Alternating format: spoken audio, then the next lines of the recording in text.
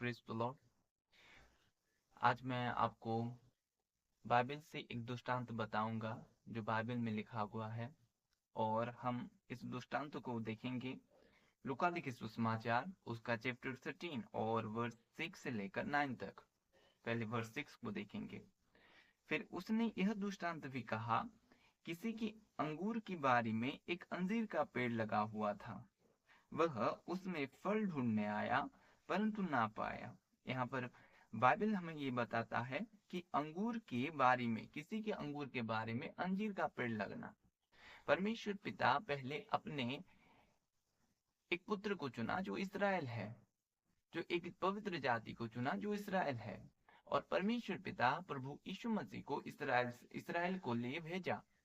और इस्राएल के समय जब पूरा हुआ, जो अन्य जाति के समय आ गया, उसके बाद अन्य जाति प्रभु में आए और परमेश्वर पिता अन्य जातियों को बुलाया और चुना।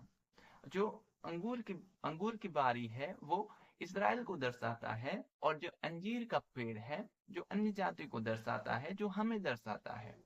और जो मालिक है वो परमेश्वर पिता को दर्शाता है, और जो रखवाला है वो प्रभु यीशु मसीह को दर्शाता है। वर्ष 7 में ये लिखा है कि तब उसने बारी की रखवाली से कहा, देख 3 वर्ष से मैं इस अंजीर के पेड़ में फल ढूंढने आता हूँ परंतु नहीं पाता।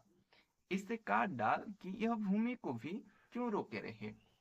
तो मालिक का क्या आशा था कि फलों को पाना जो अंजीर के पेड़ लगा हुआ था, और मालिक का आशा 3 वर्ष से वो फल को ढूंढने आता था, लेकिन अंजीर का पेड़ में कोई फल नहीं लाता था, कोई फल नहीं लगता था।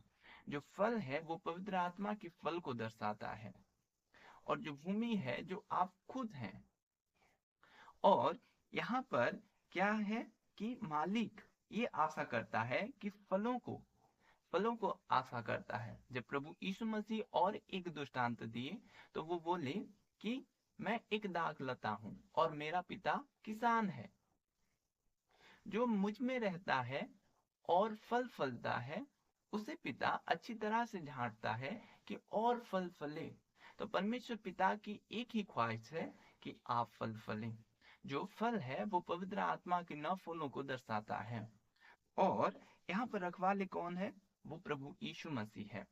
और वर्ष 8 में ये लिखा है, उसने उसको उत्तर दिया, हे स्वामी, इसे इस वर्ष और रहने दे कि मैं इसके चारों ओर खोद कर खाद डालूं। तो जो रखवाला है उसको अंजीर के पेड़ के ऊपर तरस आया। और जो रखवाला किससे हमें रखवाला करता है? वो एक पेड़ को जब आप जगाते हो, उस पेड़ को आप लगाते हो, तो उसका बाढ़ा हम बांधते हैं, क्योंकि कोई पशु आकर उसको ना खाए, कि कोई आकर उसका फल ना तोड़े, कि कोई ऐसा ना हो कि आकर उस पेड़ को काट डाले। उसका रखवाली करना पड़ता है, उसको खाद देना पड़ता है, उसको अच्छी तरह से पानी देना पड़ता है। तब जो पौधा रहता है वो पौधा क्या होता है? बढ़ता है, और उसमें फल लगते हैं। तो जो रखवाला है उस अंजीर के पेड़ के ऊपर तरस खाया और मालिक से कहा कि देख, इस वर्ष मैं उसको खोद कर और खाद दूंगा, तो अगले साल अगर फल लाए तो अच्छा, नहीं तो उसको काट डालना। प्रभु यीशु मसीह आपके लिए विनती करता है कि आप फल फलें, कि आप में पवित्र आत्मा की फल हो जो पिता चाहता है। और वर्ष 9 में ये लिखा है, यदि आगे को फल फले तो भला, नहीं तो उसको काट डालना।